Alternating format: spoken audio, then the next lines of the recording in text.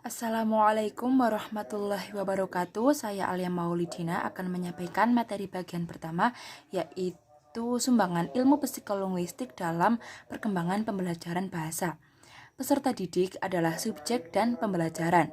Dalam hal ini, siswa dianggap sebagai individu yang beraktivitas untuk mencapai ranah-ranah psikolog, baik kognitif, afektif, maupun psikomotor. Kemampuan menggunakan bahasa yang baik secara reseptif, menyimak dan membaca, ataupun produktif berbicara dan menulis, melibatkan ketiga ranah tersebut. Dalam sebuah penelitian yang dilakukan oleh Naban dan Utari 1992 terhadap aktivitas berbicara, ditemukan berbagai berbicara yang menyimpang atau keliru yang disebabkan oleh kesalahan berbicara oleh penuturnya. Di antaranya adalah kesadaran beban, yaitu perasaan was-was menghadapi ujian atau pertemuan dengan orang yang ditakuti, atau karena penutur kurang menguasai materi, terpengaruh oleh perasaan afektif, kesukaran melafalkan kata-kata, dan kurang menguasai topik. Dari penyebab dan kesalahan tersebut dapat kita klasifikasikan berdasarkan ranah psikolog. Contoh-contoh kesalahan dan penyebab kesalahan yang telah dijelaskan tadi menunjukkan bahwa peran psikolinguistik dalam pembelajaran bahasa sangat penting. Tujuan umum pembelajaran bahasa adalah agar siswa mampu menggunakan bahasa dengan baik dan benar dalam berbahasa, lisan maupun tulisan. Agar siswa dapat berbahasa dengan baik dan benar, maka diperlukan pengetahuan akan kaidah-kaidah bahasa. Kaidah-kaidah bahasa tersebut dapat dipelajari dalam linguistik. Peran psikolinguistik dalam pembelajaran bahasa dirasa sangat penting karena dengan memahami psikolinguistik, seorang guru dapat memahami proses yang terjadi dalam diri siswa ketika siswa menyimak, berbicara, membaca, ataupun menulis, sehingga manakala kemampuan dalam keterampilan berbahasa bermasalah, maka guru dapat melihat dari sudut pandang psikologi sebagai alternatif solusinya.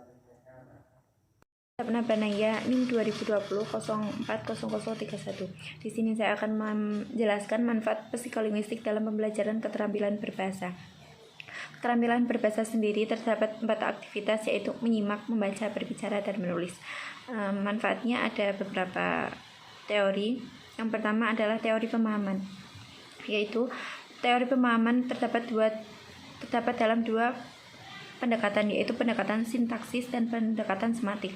Pendekatan sintaksis yaitu pemahaman yang dilakukan dengan mengenali bunyi, kata, dan wujud yang terdapat dalam kalimat untuk mengungkap makna pernyataan yang terkandung dalam kalimat tersebut.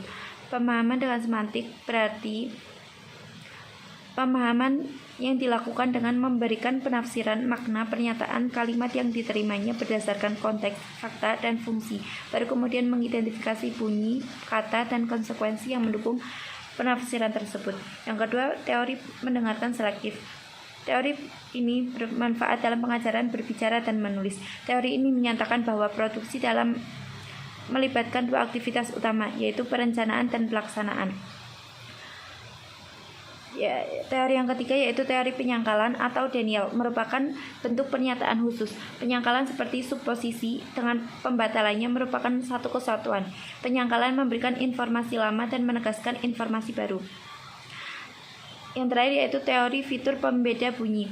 Teori tersebut bermanfaat untuk mengajarkan bunyi bahasa Indonesia, sehingga bunyi dalam bahasa Indonesia sangat mirip, sehingga kedengarannya sama padahal bunyinya berbeda. Misalnya bunyi F dan V.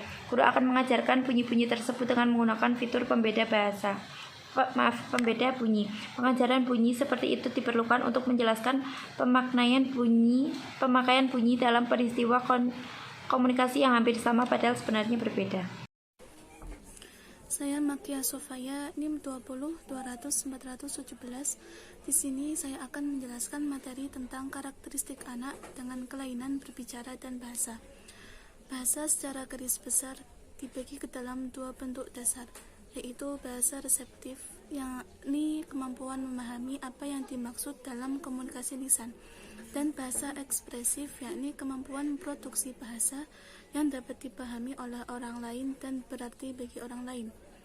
Anak-anak dengan kelainan bahasa mempunyai kesulitan dalam mengekspresikan pikirannya atau memahami apa yang diucapkannya. Keterampilan bahasa ekspresif kemungkinan memiliki kesulitan di dalam tata bahasa, struktur kalimat, kefasihan, perbendaharaan kata, dan pengulangan.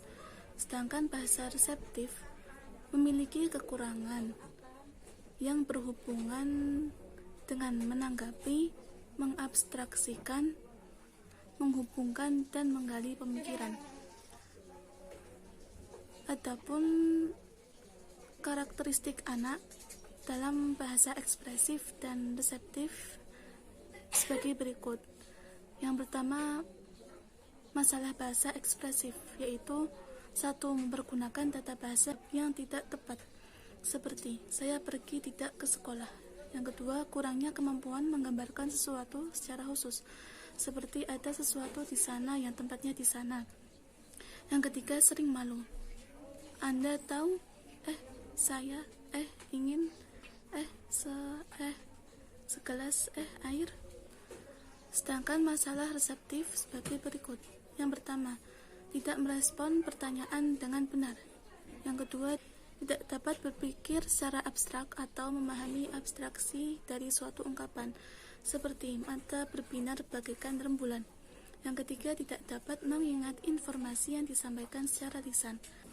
Cukup sekian materi yang saya sampaikan.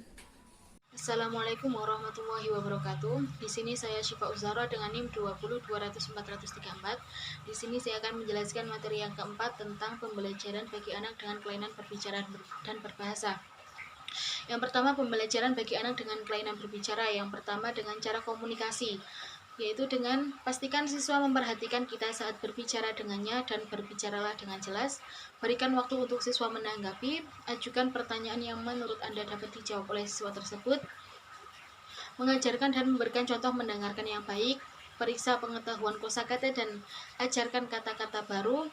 Untuk anak dengan gangguan komunikasi berat, pertimbangkan mengembangkan bantuan komunikasi yang sesuai dengan kebutuhannya. Dan yang terakhir, jangan menyerah. Jika Anda tidak mengerti apa yang diucapkan siswa tersebut, maka izinkan mereka untuk mengulangi apa yang mereka katakan. Yang kedua, dengan cara kemandirian, yaitu gunakan penguatan positif dan spesifik ketika anak melakukan sesuatu dengan baik. Tentang siswa ketika dibutuhkan, mengenali keterampilan dan kemampuan unik anak. Yang selanjutnya, dengan cara membantu siswa.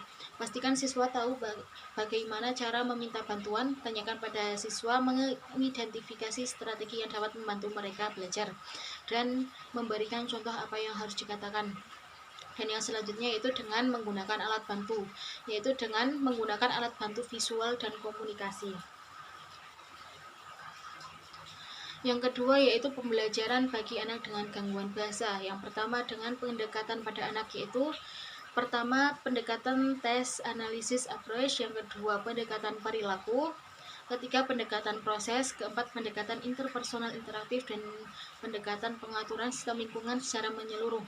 Dan dari pendekatan-pendekatan tadi, ada juga langkah-langkah untuk membantu perkembangan bahasa. Yang pertama, dengan membaca. Yang kedua, berbicaralah antara orang tua dan anak dengan bahasa yang sederhana. Yang ketiga, memperkenalkan kata-kata baru setiap hari. Yang keempat, berbicara pada anak setiap hari. Dan yang terakhir, cobalah untuk tidak menyelesaikan kalimat anak. Baik, mungkin itu dari saya. Wassalamualaikum warahmatullahi wabarakatuh.